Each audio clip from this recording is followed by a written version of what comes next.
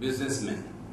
If you look at the world cinema, after the Second World War, during the Second World War, people who were selling steel and full grains became very rich.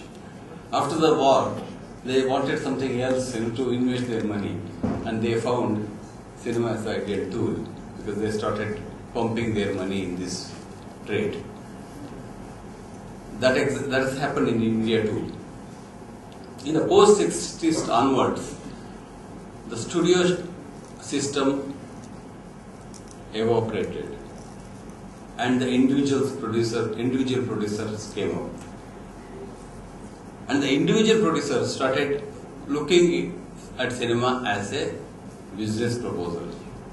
At least during studio era, each studio has its own, ideals.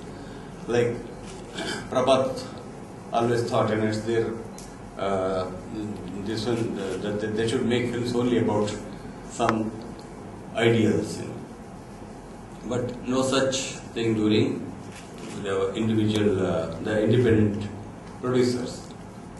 This led to a new breed of cinema, which has become where the only aim is to make more and more money. So they started bringing in more and more elements and vulgarizing film media as much as possible.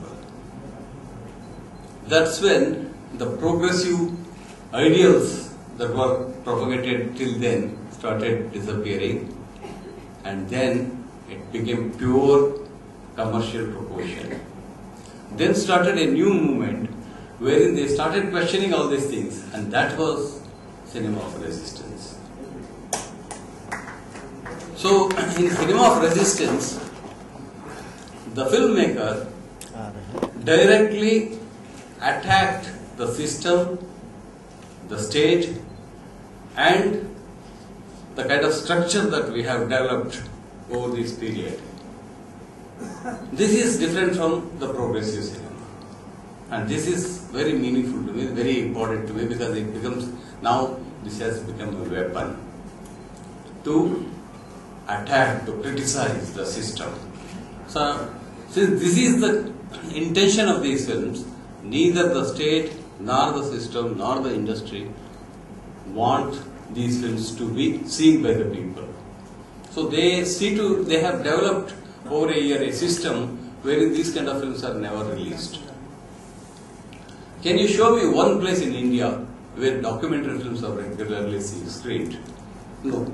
You have any number of theatres where feature films are screened. But there is no regular venue where you can regularly see documentary films.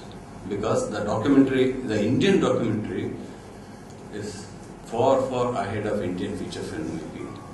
And they are the films, these filmmakers are the ones who directly make us think, provoke, and the state and the film industry do not want these kind of films because they don't want audience to be provoked. They have to provoked in the right sense. They want audience to be provoked in the wrong sense. That's a different issue. Since this is the case, we need a different kind of platform to exhibit these kind of films. And in the future, it is becoming even more difficult because Indian film industry is being slowly taken over by the corporate house. I don't know how many of you have noticed this change.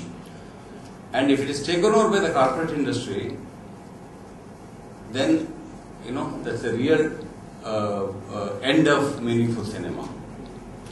Because when the independent filmmaker is making a film, if the independent producer, at least there will be a few of them who want something meaningful cinema to be made. Like in South, we had Ravi, who produced quite a few films of Aravindan and Adur Gopalakrishnan. I have my own producer, Mr. Vasant Kumar Patil, who doesn't mind losing on 5 lakhs or 10 lakhs, but he wants serious films to be made. In Bengal, we had, I forgot his name, the man who produced Sachitra's films. So, but with the corporate culture creeping in, that kind of initiative will totally disappear.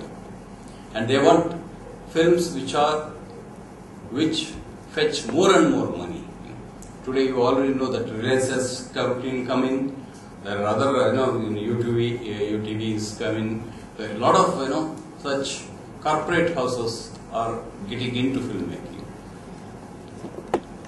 And even in the exhibition thing, exhibition sector, our exhibition of exhibiting films has been, changing.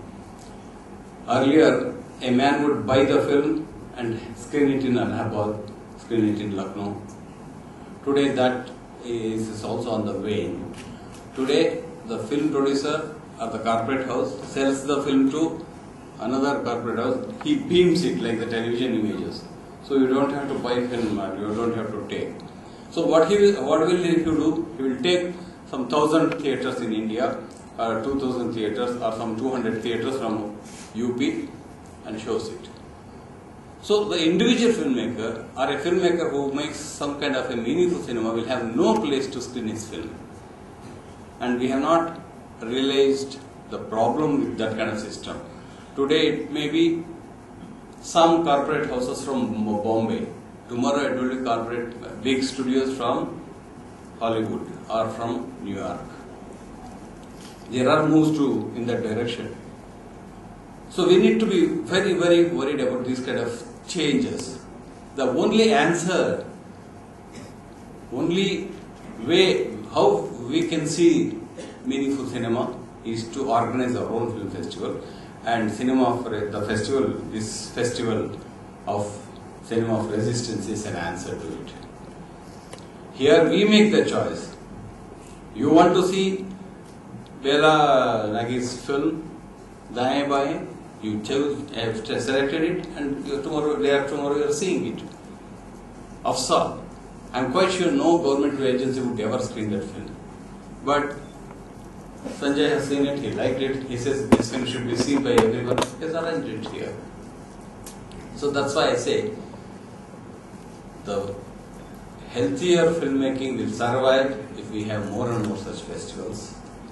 And cinema of resistance that way is a real major step in the right direction.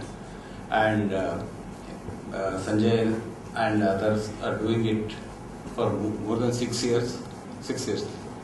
And I really admire them because I have organized some festivals, and after 2 festivals you find it so tiring that you want to just stop it. But yes, they have been carrying on this for more than 6 years. I really admire them, I appreciate them, I congratulate them. And I hope this kind of cinema of resistance would spread all over India and it becomes an alternate venue to the existing method of film viewing and film screening habits. Thank you very much. I congratulate you.